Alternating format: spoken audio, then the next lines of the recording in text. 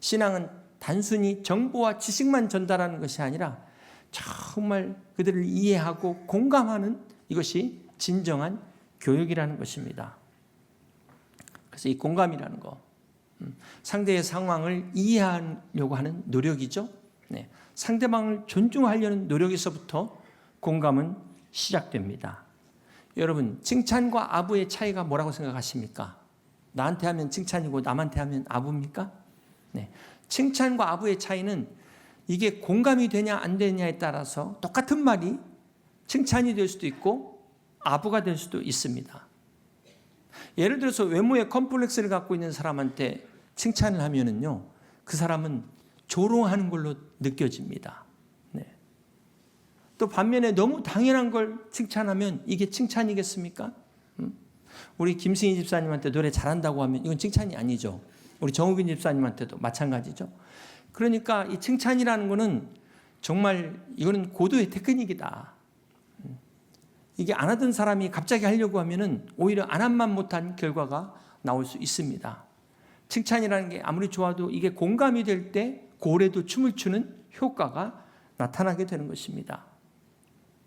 앞으로 이제 인공지능이 발전을 해도 이 AI가 절대 따라갈 수 없는 분야가 있는데 그것이 바로 공감입니다. 이 AI가 우리에게 엄청난 정보를 주고 정말 정확한 지식을 우리에게 제공하지만 그렇다고 해서 이것이 우리를 공감할 수 있는가? AI의 위로가 진정한 공감이 될 수 있을까? 그럼 공감이라는 것은 인간의 경험, 인간이 느끼는 인간만의 특성, 인간의 고유 영역이라는 것입니다. 결코 AI가 할 수 없는 거예요. 저는 이 공감을 다른 말로 생명이다, 이렇게 말할 수 있지 않을까 생각합니다. 왜냐하면 살아있는 생명만이 공감할 수 있어요. 죽으면 공감할 수가 없습니다. 그런데 가끔 살아있는데도 공감하지 못하는 것은 왜 그럴까? 그건 살아도 산 게 아니기 때문에 그렇다. 여러분, 이렇게 반려견이 말을 못하는데도 키워보신 분들은 그 공감한다는 걸 느끼잖아요. 근데 이게 사람하고 공감이 안 된다는 게 얼마나 엄청난 비극입니까? 여러분, 챗GPT한테 반말로 해보세요. 얘가 반말로 대답해요. 그래서 우리는 항상 가는 말이 고와야 오는 말이 곱다. 그래서 나 힘들어하고 한번 챗GPT에다 쳐봤어요. 제가 진짜 힘든 게 아니라 얘가 어떻게 반응하는가 보려고 이렇게 해봤더니 이렇게 대답합니다. 힘든 상황에 처해 계신 것 같다. 안타깝습니다. 힘들다는 감정은 누구나 겪는 것이며 이를 극복할 수 있는 방법이 있습니다 하면서 쭉 소개를 하더라고요. 그런데 이렇게 볼 때 말은 맞지만 위로가 안 될 것 같아요. 생명이 없기 때문에 공감이 되지 않을 것 같습니다.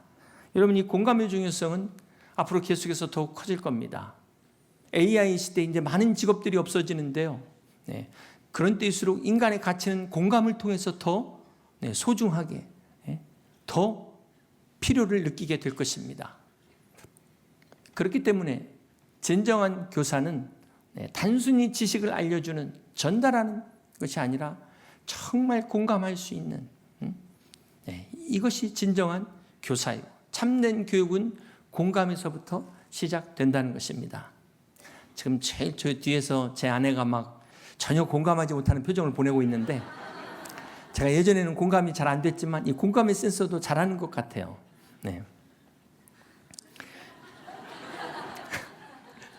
2019년에 영국 BBC 자사 페이스북에서 우리말 꼰대를 소개한 적이 있습니다. 이 꼰대를 이렇게 정의했어요. 자신이 항상 옳다고 믿는 나이 많은 사람. 그러면서 다른 사람은 늘 잘못됐다고 여김. 이렇게 정의를 내렸습니다. 여러분, 이 꼰대가 꼭 나이가 많아야 꼰대일까요? 항상 자기가 옳다고 믿는다면 10대도 얼마든지 자기가 옳다고 믿을 수 있습니다. 다른 사람 말 받아들이지 않으면 누구든지 꼰대가 될 수 있습니다. 한번 생각해 보세요. 꼰대와 멘토의 차이가 뭘까요? 그것은 정말 상대방을 존중하는가, 인정하는가, 여기에서 꼰대와 멘토가 갈라지게 됩니다. 똑같은 말이에요. 그런데 이 말이 꼰대가 될 수도 있고 멘토가 될 수 있는 것, 그것은 공감이 되고 있는가, 상대를 인정하고 존중하는가, 여기에서 갈라지는 것입니다. 바라기는 저와 여러분은 꼰대가 아닌 여러분 다 멘토가 될 수 있기를 주님의 이름으로 축복합니다. 우리 주님은 저 높은 하늘의 영광 보좌를 버리시고 가장 낮은 곳에 오셔서 우리와 함께 하신, 우리를 공감하시는 하나님이십니다. 우리의 연약함을 다 체휼하셔서 십자가의 죽으심으로 우리의 죄를 사하시고 우리의 모든 문제를 해결하신 그 주님이십니다. 이 시간 십자가의 그 주님의 공감의 은혜와 위로가 여러분 가운데 함께 하시기를 주님의 이름으로 축복합니다. 신약 성경에 보면 교사라는 이 헬라어의 디다스 칼로스가 총 58번이 나오는데요. 이 중에 48번이 사복음서에 나오고 있습니다. 대부분 예수님을 가리키고 있고 예수님의 말씀을 이야기하고 있어요. 이것은 무엇을 말합니까? 우리 예수님이야말로 우리의 진정한 스승이 되시고 우리의 영원한 스승이 된다는 사실을 믿으시기를 바랍니다. 또한 이 성경에서 이 교사에 관한 구절이 사도행전 13장 1절에 보시면 안디옥 교회 선지자들과 교사들이 있으며 라고 나와 있고요. 고린도전서 12장 28절입니다. 하나님의 교회 중에 몇을 세우셨으니 첫째는 사도요, 둘째는 선지자요, 셋째는 교사요. 그리고 디모데후서 1장 11절에 내가 이 복음을 위하여 선포자와 사도와 교사로 세우심을 입었노라. 여기 보시면 사도와 선지자와 함께 교사를 직분자로 세우셨다는 것을 우리가 알 수 있습니다. 오늘 우리가 함께 읽은 본문 에베소서 4장 11절을 보시면 그가 어떤 사람은 사도로, 어떤 사람은 선지자로, 어떤 사람은 복음 전하는 자로, 어떤 사람은 목사와 교사로 삼으셨으니. 여기 목사와 교사의 앞에는 정관사가 하나 있기 때문에 즉 한 사람을 가리키고 있다. 그래서 여기서 목사는 바로 교사라는 것을 말씀하는 것입니다. 우리가 디모데전서 3장에 보시면 거기 감독, 목회자죠. 그리고 집사에 대한 자격, 기준을 말씀하고 있습니다. 디모데전서 3장 2절에 보시면 그러므로 감독은 책망할 것이 없으며 한 아내의 남편이 되며 절제하며 신중하며 단정하며 나그네를 대접하며 가르치기를 잘하며. 여기 감독, 목사의 조건 중에는 마지막에 가르치기를 잘해야 되는 조건을 말씀하고 있는데 시간이 없어서 뒷부분을 읽지 않았지만 집사의 조건을 보시면 잘 가르치는 조건이 없다는 것입니다. 자, 여기서 목회자는 가르치는 직분이다 라는 것을 우리가 알 수 있고 집사는 섬기는 직분이다 라는 것을 알 수가 있습니다. 레위기서 10장 11절에 보면 또 나 여호와가 모세를 통하여 모든 규례를 이스라엘 자손에게 가르치리라.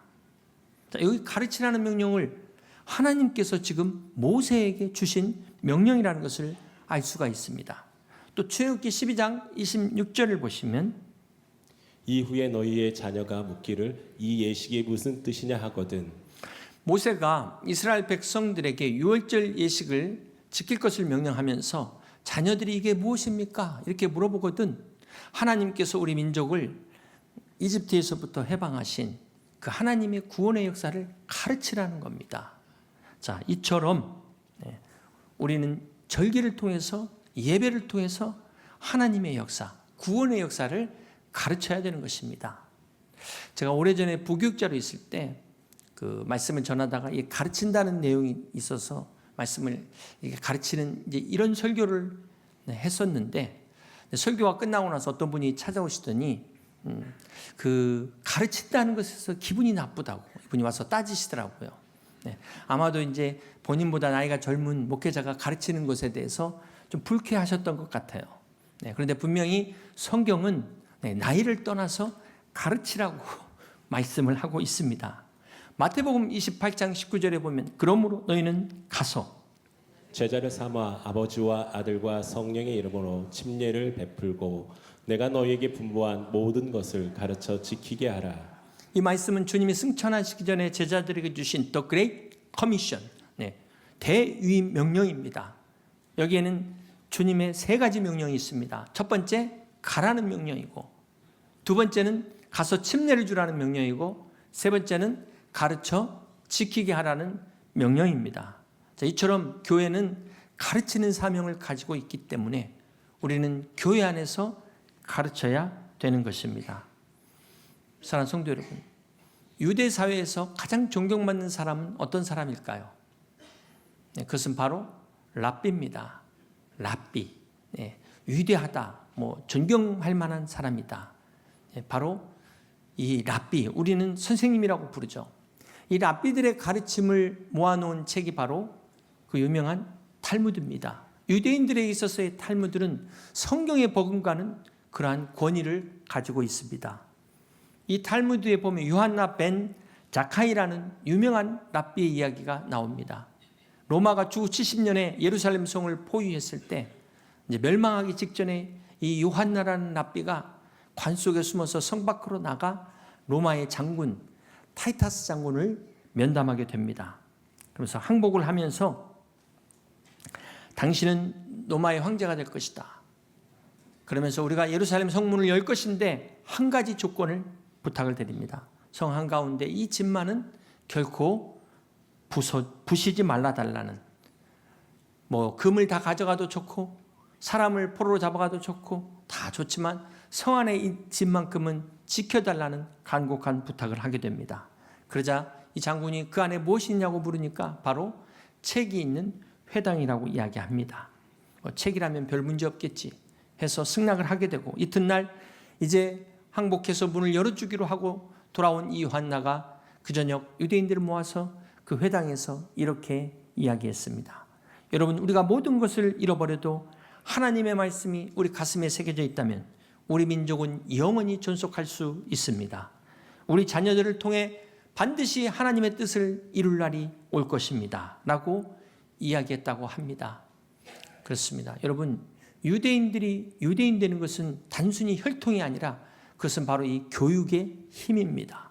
하나님의 말씀을 가르치는 이것이 유대인을 유대인 되게 했다는 사실을 우리는 잊지 말아야 될 것입니다. 그러므로 사랑하는 성도 여러분, 오늘 교회가 가르치는 첫 번째 이유는 바로 하나님의 명령이기 때문에 우리는 가르치는 것입니다. 그리고 두 번째 우리가 가르쳐야 되는 이유는 교회는 하나님의 자녀를 가르치고 길러야 되는 책임이 있다는 사실을 기억해야 됩니다. 하나님께서는 그분의 자녀인 우리 성도들을 위해서 가르치는 직분자를 교회 안에 세우셨습니다. 에베소서 4장 12절에 보시면 이는 성도를 온전하게 하여 봉사의 일을 하게 하며 그리스도의 몸을 세우려 하심이라. 여기 본문을 보시면 교사를 세운 이유를 세 가지를 이야기하고 있습니다. 첫 번째는 성도를 온전케 하며, 여기 온전케 한다는 것은 의학적으로 어그러진 뼈를 바로 잡는다는 그러한 뜻을 가지고 있습니다. 병들었거나 아픈 사람들을 건강하게 회복시키는 것이 온전하다는 뜻입니다. 그러므로 이 영적으로 어그러지고 병든 영혼들을 하나님이 원하시는 건강한 영혼으로 바로 세우는 것, 회복시키는 것이 바로 교사를 세운 이유라는 것입니다. 두 번째는 봉사의 일을 하게 하기 위해서 교사를 세우셨습니다. 이것은 바로 우리 성도들로 하여금 자신만을 위하여 살지 않고 다른 사람을 섬기는 삶을 살라고 바로 가르치라는 것입니다. 이것을 위해서 교사의 직분을 주신 것입니다. 오늘 많은 크리스찬들이 은혜를 받지만 여전히 이기적인 삶을 살아갑니다. 또한 우리 자녀들은 이 세상 속에서 살다 보니까 진화론과 이 세상의 잘못된 것들을 배우고 닮아가기 때문에 우리가 그 전에 먼저 우리 자녀들을 하나님의 말씀으로, 하나님의 성품으로 가르치고 우리가 키워야 되는 것입니다. 세 번째는 바로 그리스도의 몸을 세우려 하심이라 말씀하셨습니다. 그리스도의 몸은 교회를 말씀합니다. 그러므로 그리스도의 몸을 세운다는 것은 교회를 교회되게 하기 위하여 교사를 세우신 것입니다. 에베소서 4장 13절에 보면 우리가 다 하나님의 아들을 믿는 것과 아는 일에 하나가 되어 온전한 사람을 이루어 그리스도의 장성한 분량이 충만한 데까지 이르리니. 여기 13절의 온전함은 앞에 12절에서 말씀하신 온전함과는 다른 뜻을 가지고 있습니다. 자, 앞에 12절의 온전함은 카타르티스모스에서 말씀드린 것처럼 병들었던 사람이 회복되는, 정상으로 회복되는 온전함이라면 이 13절의 온전함은 텔레이온입니다. 그리스도 안에서 새 사람이 된 사람이 성숙해져 가는 온전함, 성숙의 온전함을 의미하는 것입니다. 그렇다면 어디까지 성숙해야 될까요? 오늘 말씀에 그리스도의 장성한 분량이 충만한 데까지 우리는 성숙해야 됩니다. 15절에 보면 우리가 범사에 그에게까지 자랄지니라, 그리스도에게까지 자랄 정도로 성숙해야 되는 것입니다. 이 온전함을 향하여 나가야 되는 것입니다. 그러므로 교사들은 우리가 그리스도에게까지 오늘 스스로 자신들이 자라기 위해서 노력할 뿐만 아니라 동시에 다른 사람들도 우리 자녀들도 함께 자랄 수 있도록 도와야 되는 것입니다. 자, 그렇게 볼 때 이 교사의 직분, 목자의 직분이 얼마나 중요한지 모릅니다. 교회에 많은 직분들이 있습니다. 다 소중한 직분입니다. 그럼에도 불구하고 이 가르치는 교사와 목자의 직분은 정말로 소중한 직분이라는 것을 우리는 잊지 말아야 될 것입니다. 이들에게 우리 교회의 미래가 있어요. 우리 한국 교회의 미래가 다 교회 안에서 가르치는 직분을 가지고 있는 분들에게 있다는 사실을 우리는 결코 잊지 말아야 될 것입니다. 그러므로 오늘 우리에게 맡겨주신 양들을, 우리 자녀들을, 다음 세대들을 잘 가르치는 목자, 교사가 되어졌고, 여러분들은 또 교사들과 목자들을 잘 따르고 순종할 수 있는, 그래서 그리스도의 장성한 분량에 이룰 수 있는 복된 성도들 다 되시기를 주님의 이름으로 간절히 축원합니다.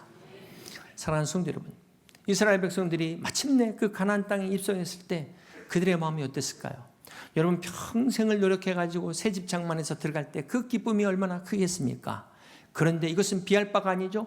40년을 광야에 뺑뺑이 하고 자기들 윗세대들은 오직 여호수아와 갈렙만 빼고 다 죽었어요. 광야에서 다 죽고 자기들이 드디어 그 선조들이 바라던 그 믿음의 고향, 바로 본향 가나안 땅 들어갔을 때 그 감격 얼마나 기쁘고 얼마나 대단했겠습니까? 이제부터는 내가 주님 뜻대로 살리라, 오직 주의 영광을 위해 살리라, 나는 내와 내 집은 오직 여호와만을 섬기겠노라, 그렇게 소원하며 결단하며 정말 그렇게 살았고 그렇게 될 줄 알았을 것입니다. 그런데 결과는 어땠을까요? 그들의 삶이 가나안 땅에서 풍요로울수록 그들은 하나님을 멀리하기 시작했습니다. 자기들의 다음 세대가 점점 다른 세대가 되어버렸습니다. 그래서 사사기 비극의 역사가 나오게 된 것입니다. 결과는 하나님의 심판을 자초하게 된 것입니다. 여러분 이게 남일이 아니라는 거예요. 성경은 우리도 얼마든지 우리 가정도 우리 나라도 이렇게 될 수 있음을 경고하고 있습니다. 그러므로 오늘 하나님의 축복이 오히려 화가 되지 않도록, 우리가 하나님과 멀어지지 않도록 날마다 깨어서 경성하며 하나님을 가까이 할 수 있는 여러분 다 되시기를 주님의 이름으로 축복합니다. 역대하 24장에 보면 요아스가 어린 7살 나이에 왕으로 등극하게 됩니다. 안타깝게도 요아스는 그의 아버지 아하시아가 어렸을 때 죽게 됩니다. 그런데 이 아하시아의 모친인 아달랴가 자기가 왕이 되기 위해서 자기 핏줄들을 다 죽이는 거예요. 이런 환경 가운데서 바로 고모인 여호세바가 이 요아스를 몰래 숨겼다가 7살이 되던 해 대제사장 여호야다와 함께 요아스를 왕으로 세우게 된 것입니다. 역대하 24장 2절입니다. 제사장 여호야다가 세상에 사는 모든 날에 요아스가 여호와 보시기에 정직하게 행하였으며, 제사장 여호야다가 요아스를 왕으로 세우고 그의 스승이 되어서 그를 가르치는 동안에는 나라가 강성했습니다. 그런데 이제 15절 이하에 보면 이 여호야다가 나이 130이 되어 늙어 죽게 되자 요아스가 변하기 시작합니다. 역대하 24장 17절입니다. 여호야다가 죽은 후에 유다 방백들이 와서 왕에게 절하매 왕이 그들의 말을 듣고 그의 조상들의 하나님 여호와의 전을 버리고 아세라 목상과 우상을 섬겼으므로 그 죄로 말미암아 진노가 유다와 예루살렘에 임하니라. 이 요아스 왕이 영적인 스승인 여호야다 제사장이 죽은 후에 간신들의 말을 듣고 하나님을 버리고 우상을 섬기게 됐다는 것입니다. 여러분 어떻게 이럴 수가 있을까요? 자, 여기서 우리가 이 스승님도 중요하지만 내 신앙이 홀로 서는 게 중요한 거예요. 언제까지 우리가 옆에서 꼭 끌어주고 이렇게 해야만이 신앙을 지킬 수가 있겠습니까? 이 요아스가 여호와의 가르침을 받는 동안에는 자기도 그렇고 나라도 평안을 누렸지만 스승이 세상을 떠나자 우상을 섬김으로 하나님의 진노가 임했다는 것입니다. 그런데 이와 비슷한 사건이 역대하 26장에도 나옵니다. 우시야 왕이 스가랴가 살았을 때는, 영적인 스승이 살아있을 때는 하나님을 찾고 하나님을 구하고 그래서 형통함을 누렸는데, 스가랴가 세상을 떠난 후에 어떻게 됩니까? 그 또한 교만해져서 제사장의 권위를 넘보다가 그만 나병에 걸려서 비참한 말년을 보내게 됩니다. 여러분 이 비단 두 사람의 이야기지만 이들의 공통점이 무엇입니까? 영적인 지도자가 있을 때 없을 때 차이가 삶이 완전히 다르다는 거예요. 왕의 삶이 국가의 운명에 얼마나 중요한 것인가, 지도자가 얼마나 중요한 것인가를 우리에게 보여주고 있는 것입니다. 오늘 우리 개인에도 마찬가지죠. 바른 가르침과 바른 조언이 있을 때는 하나님의 뜻대로 행하고 그래서 결국 형통함을 누렸는데, 그런 지도자가 없어지니까 그만 타락하게 됐다는 것입니다. 그래서 우리 주변에 우리 영적인 스승이 너무나 중요한 거예요. 우리가 잘못될 때 그게 아니라고, 그 길로 가지 말라고 우리를 붙잡아주고 권면해주고 충고해줄 수 있는 이런 멘토가 얼마나 소중한지 모릅니다. 여러분, 우리가 깨달아야 될 교훈은 우리가 정말 이 스승을 위해서, 특별히 영적 스승을 위해서 기도하는 것은 곧 내 자신을 위한 기도라는 것을 잊지 마시기를 바랍니다. 네. 여러분, 목회자를 위해서 기도하는 게 결코 시간 낭비가 아니에요. 우리 목자들도 여러분을 위해서 기도합니다. 그리고 이 목회자들을 위한 기도가 바로 여러분 자신을 세운다는 사실을 잊지 마시고, 오늘 바른 교육과 바른 영적 지도가 우리의 삶을 지키는 근간이라는 것, 이것이 우리의 삶을 풍요롭게 하는 비결이라는 사실을 잊지 마시기를 주님의 이름으로 축복합니다. 이제 말씀을 정리합니다. 사랑하는 성도 여러분, 요즘 어떻게 사십니까? 네, 평안하십니까? 혹 여러분 중에 정말 힘드신 분도 있을 줄로 압니다. 죽지 못해 사는 분도 있으십니까? 아니면 나는 요즘 삶의 재미가 너무 좋아, 인생이 너무 재미있어, 즐거워, 이런 분도 있을 줄로 압니다. 인간의 가치관은, 인생의 가치관은 자신의 삶에서 남은 시간이 얼마나 남아있느냐에 따라 달라진다라고 이야기합니다. 인생의 남은 시간이 얼마 안 된다라고 생각하는 사람은 이 남은 시간을 정말 소중하게 생각해서 1분 1초도 헛되이 쓰지 않으려고 정말 노력합니다. 만약 여러분 중에 내가 사는 게 정말 지겹다, 그냥 그저 그렇다, 이렇게 의미 없이 살고 있다면 여러분 한번 생각해 보세요. 왜 그럴까? 그것은 바로 내가 지금 영원히 산다고 착각하기 때문에 그렇다는 거예요. 여러분 생각해 보세요. 만약 1년밖에 못 산다고 생각해 보세요. 여러분 어떻게 사시겠습니까? 올해 2025년밖에 못 산다고 생각하면 벌써 지금 5개월이 다 갔습니다. 얼마 남지 않았어요. 앞으로 살 날이 얼마 남지 않았는데 어떻게 지금처럼 사시겠습니까? 살 수 있겠습니까? 어떻게 의미 없이 살 수 있겠습니까? 하루하루 시간만 보낼 수 있겠습니까? 사실 따지고 보면 우리의 인생은 다 시한부 인생입니다. 여러분, 다음 주 주보에 소천 광고 누가 나올지 아무도 몰라요. 그렇게 볼 때 우리는 10년, 20년 뒷일이지만 다 시한부 인생을 살고 있는 것입니다. 그런 면에서 볼 때 오늘 하루가 얼마나 소중한 것인가. 오늘 하루가 프리젠, 하나님의 선물이라는 사실을 잊지 마시기를 바랍니다. 중요한 것은 이 소중한 삶을 우리 자신만을 위해 살면 안 된다는 거예요. 나만 잘 먹고 잘 살고 끝나면 되겠습니까? 내 가정만 행복하고 우리 자녀들 불행하면 되겠습니까? 우리 다음 세대들이 미래가 없다면 이것이 결국 행복이겠습니까? 사랑하는 성도 여러분, 오늘 우리 가정을 유지시키고 우리 교회가 계속해서 부흥하고 우리 나라가 지속적으로 유지되기 위해서는 우리가 다음 세대를 세워야 되는 것입니다. 그래서 교사가 존재하고 목자가 존재하는 것입니다. 교회가 존재하고 목회자를 세우는 것입니다. 사랑하는 성도 여러분, 오늘 우리 교회 교사들, 이 목자들이야말로 우리 자녀들 다음 세대를 세우는 이 거룩한 사명을 갖고 있는 정말 존귀한 사람이라는 것, 여러분 자부심 가지시고 정말 그분들을 위해 기도해 줄 수 있는 우리 교회 될 수 있기를 주님의 이름으로 축복합니다. 미국의 백화점 왕이라고 불렸던 존 워너메이커가 미국 23대 대통령 벤자민 해리슨으로부터 새신부 장관직을 제의받았습니다. 그러나 그는 거절했어요. 그 이유가 자신은 교회 학교 교사를 포기할 수 없다는 것입니다. 그래서 결국은 겸직할 수 있도록 대통령이 배려를 합니다. 자, 이때 한 기자가 워너메이커에게 이렇게 질문해요. 장관직이 교회 학교 교사직만도 못합니까? 이렇게 물었을 때 그는 이렇게 대답했다고 합니다. 교회 학교 교사직은 내가 평생 해야 될 본업이지만 장관직은 2, 3년 하다가 말 부업입니다. 라고 이야기했다고 합니다. 사랑하는 성도 여러분, 여러분의 진정한 본업은 무엇입니까? 그리고 부업은 무엇입니까? 혹시 이 진짜 본업과 부업을 헷갈리고 계시지는 않습니까? 우리가 하나님 앞에 갔을 때 영혼을 위해서 섬기는 이것이 바로 진정한 본업으로 하나님께서 우리를 축복해 주실 것입니다. 사랑하는 성도 여러분, 하나님은 오늘도 헌신된 사람을 찾고 계십니다. 이 헌신된 교사와 목자는 한 개인의 삶을 바꾸고 개인의 운명을 바꾸는, 아니 나라를 이끌어간 위대한 지도자를 세우는 거룩한 직분입니다.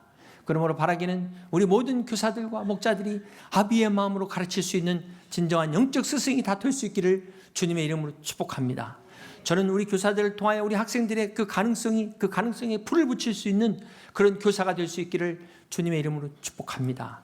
우리 목자들이 우리 성도들의 삶의 나침판이 되어지고 그들의 인생의 등불이 되어줄 수 있는 그런 목자가 될 수 있기를, 교사가 될 수 있기를 주님의 이름으로 축복합니다. 바라기는 우리가 선한 목자 되신 그 예수님을 본받아 다음 세대들을 그리스도의 제자로 세우는 일에 헌신할 수 있는 우리 복된 성도들 다 되시기를 주님의 이름으로 축복합니다. 또한 우리 모든 성도들이 이 목자와 양의 관계 속에서 하나님이 일하시는 영적인 스승과 제자의 관계 안에서 그리스도의 장성한 분량이 충만한 데까지 함께 성장하는 우리 여의도 집령교회 모든 성도들이 다 되시기를 주님의 이름으로 간절히 축원합니다.